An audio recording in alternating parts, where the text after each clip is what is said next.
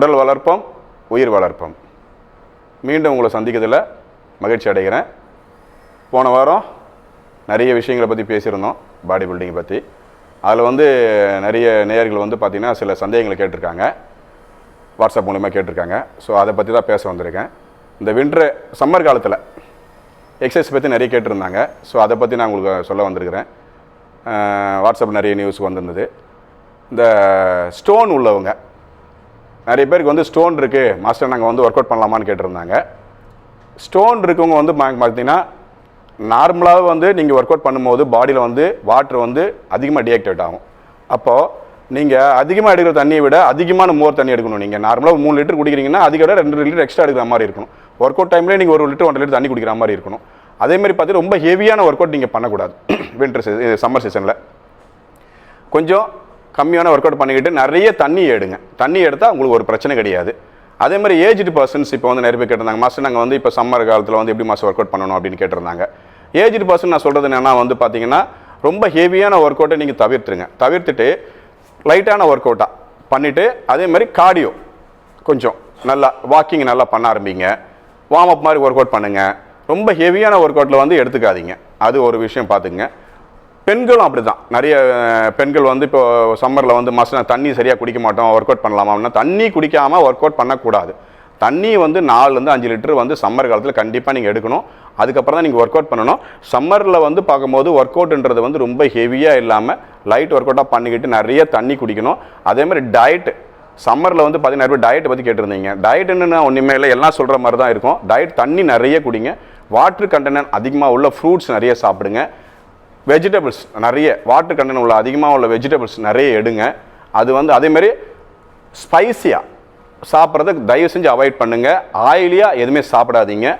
Boiled item நிறைய எடுங்க. Boiled item வந்து பார்த்தீங்கன்னா நிறைய ஃபுட்டை நீங்கள் மேக் பண்ணி சாப்பிட்டீங்கன்னா இந்த சம்மரில் வந்து பார்த்தீங்கன்னா உங்களுக்கு எந்த விதமான ஒரு நோயோடைய இதுலேருந்து நீங்கள் விடுபடுறதுக்கான வாய்ப்புகள் இருக்குது. ஆக்டிவாக இருக்கணும். நாங்கள் இன்றைக்கி சம்மர்லேயும் வந்து நல்லா வின்டரில் எப்படி இருக்கணும் மாஸ்டர் அது மாதிரி சம்மரில் இருக்க முடியும்னு நினச்சிங்கன்னா இந்த ஃபுட்டு கண்டிப்பாக வந்து நான் சொன்ன இந்த boiled item maximum boiled item நீங்கள் வந்து மாற பாருங்கள். அதே மாதிரி நிறைய பேர் கேட்டிருந்தாங்க, வெயில் காலத்தில் மாஸ்டர் மார்னிங்கில் பண்ணுறது நல்லதா ஈவினிங்கில் பண்ணுறது நல்லதா இல்லை எப்போனாலும் பண்ணலாமான்னு கேட்டிருந்தாங்க. சம்மர் சீசனில் பார்த்தீங்கன்னா ஒர்க் அவுட்ன்றது காலையில் பண்ணுறது, ஏர்லி மார்னிங் பண்ணுறது ரொம்ப நல்லது. முடிஞ்சால் சன் உதயமாகிறதுக்குள்ளே நீங்கள் ஒர்க் அவுட் கம்ப்ளீட் பண்ண முடிஞ்சால் அது ரொம்ப நல்லது. பாடி வந்து ரொம்ப டீஆக்டிவேட் ஆகாமல் இருக்கும், பாடியோட ஃப்ரெஷ்னஸ் நல்லாயிருக்கும், பிளட் சர்க்குலேஷன் நல்லாயிருக்கும், உங்களால் நல்லா ஆக்டிவாக பண்ண முடியும். ஸோ அந்த மாதிரி பண்ணிக்கிங்க. பண்ணும்போது என்னென்னா நான் சொன்னது தான், மார்னிங்கில் வந்து உங்கள்கிட்ட ஜிம் எக்யூப்மெண்ட்ஸ் இருந்தால் சில விஷயங்கள் வந்து அது என்னன்றதை எங்ககிட்ட நீங்கள் சந்தேகமாக நேராக கேட்கலாம்.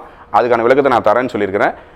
மற்றபடி இல்லைனா வந்து நான் புஷ்அப் பண்ணலாம், வீட்டில் புல்லப்ஸ் பண்ணலாம், சிட்டப்ஸ் போடலாம், வாக்கிங் பண்ணுங்கள். இந்த மாதிரி வாக் பண்ண மசில் வந்து நல்லா உங்களுக்கு வந்து ரெக்கவர் நல்லா ஆகும். உங்களுக்கு வாக் பண்ணுங்கள். இது வந்து வீட்டில் நீங்கள் வின்டர் சீசன் சம்மர் சீசனில் வந்து இங்கே வெளியில் போக முடியல, என்னால் ஜிம்முக்கு போக முடியல மாஸ்டர்னு நீங்கள் இதை நீங்கள் பண்ணிக்கலாம். ஒன்றும் இது பண்ணுறதுனால வந்து உங்களுடைய ஃபிட்னஸ் வந்து லெவல் வந்து கூட தான் செய்யும். பாடியில் இருக்கிற ஃபேட் வந்து நீங்கள் ஷொட் மூலிமா தான் வந்து கொஞ்சம் ரிலீஸ் ஆகும். ரொம்ப கலரி நிறைய பர்ன் பண்ணணும்னு பார்த்தீங்கன்னா நீங்கள் ஏசியிலேருந்து ஒர்க் அவுட் பண்ணி ரிசல்ட் எடுக்கணும்னு நினச்சிங்கன்னா ரொம்ப கஷ்டம். ஏசின்றதை விட பாடி எவ்வளோக்கு எவ்வளோ உங்களுக்கு ஷொட் ஆகுதோ அந்த அளவு தான் வந்து பாடி வந்து ரிசல்ட் உங்களுக்கு கிடைக்கும் சீக்கிரமாக. ஸோ அதனால் பாடி லாஸ் வெயிட் லாஸ் பண்ணுறோன்னு நினைக்கிறவங்க வந்து மேக்ஸிமம் வந்து ஏசியை தவிர்க்கிறது ரொம்ப நல்லது. அதேமாதிரி சில பேர் வந்து நான் வந்து மாதம் வெயிட் கெயின் பண்ணணும், ஏசியில் வெயிட் கெயின் பண்ணுறவங்களுக்கு வந்து ஒன்றும் பிரச்சனை இல்லை. அவங்க நல்லா சாப்பிட்டுட்டு ஒர்க் அவுட் வந்து மிஷினில் வந்து ஒரு மணி நேரம் டெய்லி ஒர்க் அவுட் பண்ணாலே போதும். அவங்க வந்து மெயினாக வந்து டயட்டில் தான் அவங்க வந்து கான்சென்ட்ரேட் பண்ணணும். வெயிட் கெயின் பண்ணுறவங்க வந்து பார்த்திங்கன்னா மெயினாக வந்து டயட்டில் தான். ஒர்க் அவுட்ன்றது 1 hour தான், மீதி ஃபுல்லாக டயட்டில் தான் அவங்க வந்து காட்ட போகிறாங்க. அந்த டயட் மூலிமா தான் அவங்க வந்து வெயிட் கெயின் கிடைக்க போகுது. வெயிட் லாஸ்ன்றது வந்து பார்த்திங்கன்னா டயட் 50% இருந்தாலும் வந்து இங்கே ஒர்க் அவுட்ன்றதும் ரொம்ப இம்பார்ட்டன்ட். அந்த ஒர்க் அவுட்டை வந்து அவங்க ஏசி இல்லாமல் பண்ணால் கண்டிப்பாக ரிசல்ட் வந்து சீக்கிரமாக கிடைக்கும் அவங்களுக்கு. சில பேர் சில சந்தேகம் கேட்டுருந்தாங்க, இந்த சம்மர் காலத்தில் வந்து நான் பிரேக் எடுத்துலாம் மாஸ்டர், ரொம்ப ஹீட்டாக இருக்குது, ஸோ நான் 2-3 மாதம் வந்து பிரேக் எடுத்துகிட்டு நான் மறுபடியும் ஜிம்முக்கு வந்து மறுபடியும் பண்ணலாமா அப்படின்னு கேட்டிருந்தாங்க. அது வந்து நீங்கள் பிரேக் எடுத்துகிட்டு வரும்போது பார்த்தீங்கன்னா உங்களுடைய பாடி மறுபடியும் ஃப்ரெஷ்ஷாக தான் வந்து ஜாயின் பண்ணுற மாதிரி இருக்கும். நீங்கள் மேற்கொண்டு ஒரு 6 மாதம் நான் பண்ணிட்டு இருந்தேன்னு சொன்னீங்கன்னா கூட 3 மாதம் நீங்கள் விடுறீங்கன்னு பார்த்தீங்கன்னா வந்து இந்த 3 மாதம் நீங்கள் ஒர்க் அவுட் வர முடியலான்னு சரி, டயட்டை நீங்கள் கரெக்டாக ஃபாலோ பண்ணணும். டயட் கரெக்டாக ஃபாலோ பண்ணிட்டு இருந்தீங்கன்னா நீங்கள் 3 மாதம் கழிச்சு வந்து ஒர்க் அவுட் பண்ண வரும்போது பார்த்தீங்கன்னா உங்களுக்கு அந்த ஃபீல்ன்றது வந்து குறையாமல் இருக்கும். சப்போஸ் நீங்கள் 3 மாதம் கழிச்சு பிரேக் எடுத்துகிட்டு நான் டயட்டை ஃபாலோ பண்ணல மாஸ்டர், நான் பிரேக் விட்டுட்ட மாஸ்டர்னீங்கன்னா நீங்கள் வரும்போது பார்த்தீங்கன்னா நீங்கள் ஃப்ரெஷ்ஷாக ஜிம்மில் ஒரு ஒரு நீங்கள் ஒரு 3 மாதம் 1 வருஷம் பண்ணியிருந்தன்றதெல்லாம் நீங்கள் மறந்துடணும். ஃப்ரெஷ்ஷாக தான் நீங்கள் உள்ளே வரீங்க. மறுபடியும் நீங்கள் A to Z ஃபஸ்ட்டு ஏழுலேருந்து ஆரம்பிக்கிற மாதிரி ஆகிடும். ஸோ அந்த மாதிரி நீங்கள் கொஞ்சம் அவாய்ட் பண்ணிக்கிறது நல்லது. முடிஞ்ச வரையும் 3 மாதம் 4 மாதம் பிரேக் விடுறதை விட வாரத்தில் 2 நாள் 3 நாள் ஒரு 4 நாள் மேக்ஸிமம் ஒரு 3 days 4 days ஒர்க் அவுட் பண்ண பாருங்கள். ஜஸ்ட் ஒரு ஃபிட்னஸ் பண்ண பாருங்கள். மீதி ஒரு 3 days 4 days பிரேக் எடுத்துக்கங்க. சம்மர் காலத்தில் உடற்பயிற்சியை பற்றி நிறைய சந்தேகங்கள் நீங்கள் கேட்டிருந்தீங்க வாட்ஸ்அப் மூலிமா. அதுக்கான விளக்கத்தை நான் கொடுத்துருக்குறேன். இது உங்களுக்கு உபயோகமாக இருக்கும்னு நான் நினைக்கிறேன். மேற்கொண்டும் வர வாரங்களில் நிறைய விஷயங்கள் நம்ம பேச போகிறோம். உடற்பயிற்சி, பாடி பில்டிங், டயட் சார்ட்டு எல்லாம் நிறைய விஷயங்கள் இருக்குது. இன்னும் இதில் கொஞ்சமாக தான் போயிட்டு நிறைய விஷயங்கள் பேச போகிறோம். நம்ம வர வாரங்கள் நம்ம பேச போகிறோம். ஸோ இதில் பற்றி உங்களுக்கு ஏதாவது சந்தேகங்கள் கேள்விகள் இருந்தால் கீழே வாட்ஸ்அப் நம்பர் இருக்குது.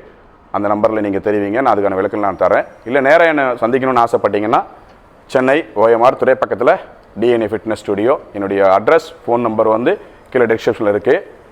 வந்து என்னை பார்க்கலாம். உங்களுக்கான சந்தேகங்கள் நான் கண்டிப்பாக தீர்த்து கொடுப்பேன். உடல் வளர்ப்போம், உயிர் வளர்ப்போம். நான் உங்கள் DNA செல்வம்.